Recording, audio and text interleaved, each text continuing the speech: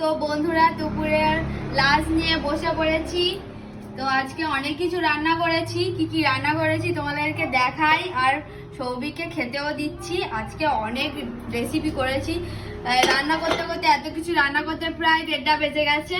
তো চলো ভাতটা বাড়ি ওকে বেড়ে খেতে দিয়ে দিই।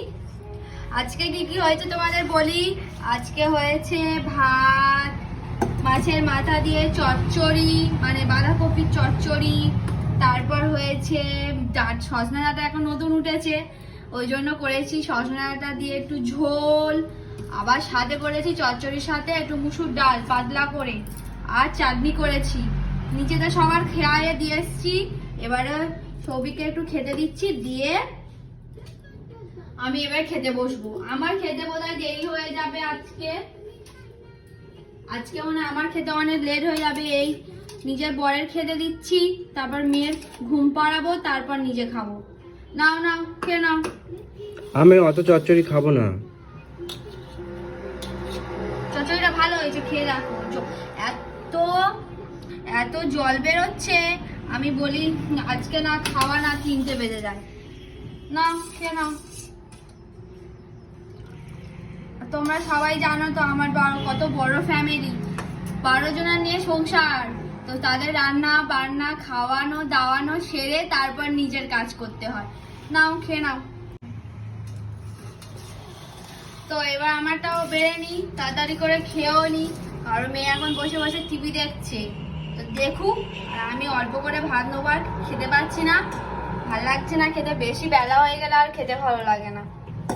তোমরা কি বলো? একটু চচ্চড়ি কেমন হয়েছে? চচ্চড়িটা ভালো ভালো হয়নি? আর একটু জল, এই জলটা হলে তার ভালো লাগতো। আমিও খেয়ে নিচ্ছি বন্ধুরা। তো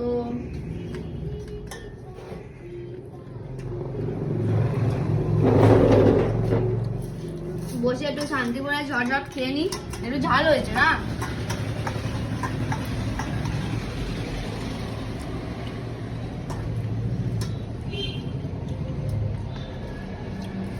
তাড়াতাড়ি করে খেতে হবে, খেয়ে আবার মেয়ের আবার ঘুম পাড়ানো আছে। এদিক থেকে একটু ডাল নিই। আজকে ধরতে গেলে সব রান্না আমি করেছি।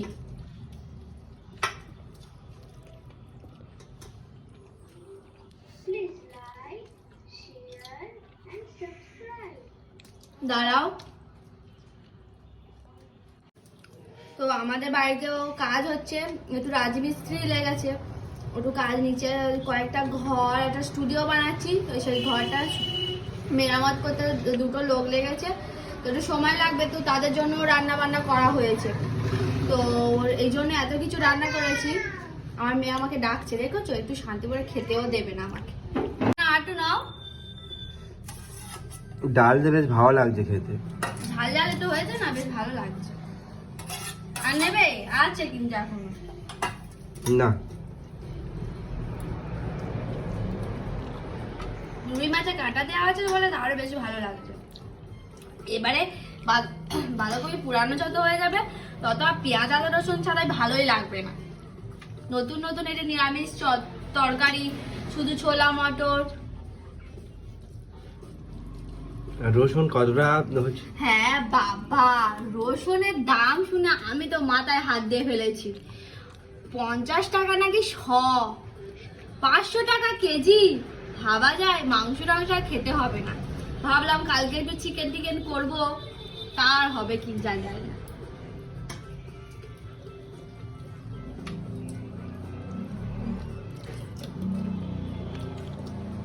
এই মাছে কাঁটা দিলে এই জ্বালা।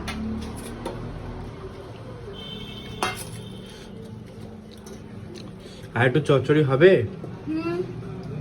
তো বন্ধুরা আরো একটা জিনিস করেছিলাম, সেটা তোমাদের দেখাতে ভুলে গেছি। করেছিলাম ফুলকপি আলু তরকারি। সেটা ও বলছে এই ফুলকপি আলু তরকারি করলি কই দিলে না তো। আমি বলি বাবা নিচে আছে, আমি ভুলে গেছি। তো একটু নাও।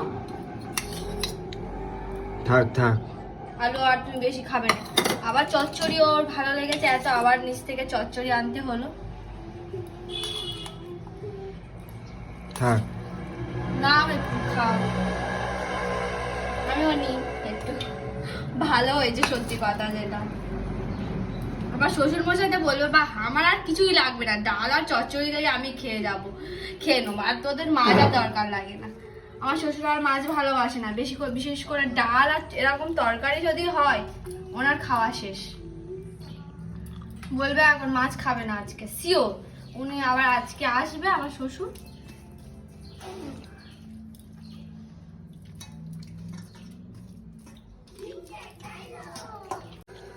দুটো ভাত নিই, আর এই করা তুমি নিয়ে নাও। আর এই ভাতটা রেখে দিয়ে কি হবে, একটু ভাতটা আমি নেবো না বললাম তো। নাও একটু। মাছের ঝোল দেয়, শুধু চচ্চড়ি আর ডাল দিয়ে খেয়ে নিলে, মাছের ঝোলটা পুরোটা রয়ে গেছে। আর তুমিও খাওনি, আমিও খাই, আমি শুধু চচ্চড়িটা দিয়েই খাচ্ছি।